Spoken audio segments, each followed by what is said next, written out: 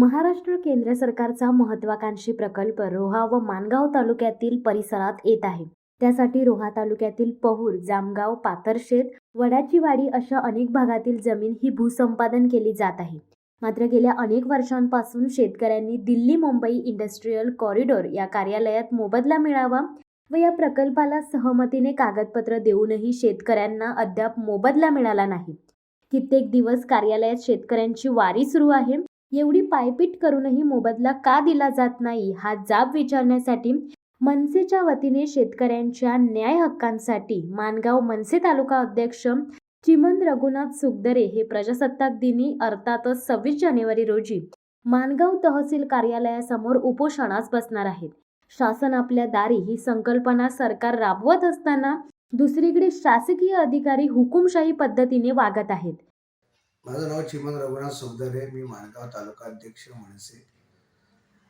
उपोषणाला बसण्याचं कारण असं आहे की आपल्या माणगाव तालुक्यात लगत असलेला रोहा तालुका या काही गावांमध्ये MIDC आली आहे आणि MIDC आल्यानंतर काही शेतकऱ्यांच्या जमिनी भूसंपादनासाठी गेलेल्या आहेत आणि भूसंपादनाला गेल्यानंतर शेतकऱ्यांना त्या काळ प्रकल्प कार्यालयातून काही पेमेंट दिलं जात नाही. त्यांच्या फायली क्लिअर असतानाही त्यांना त्यांचे पैसे दिले जात नाही.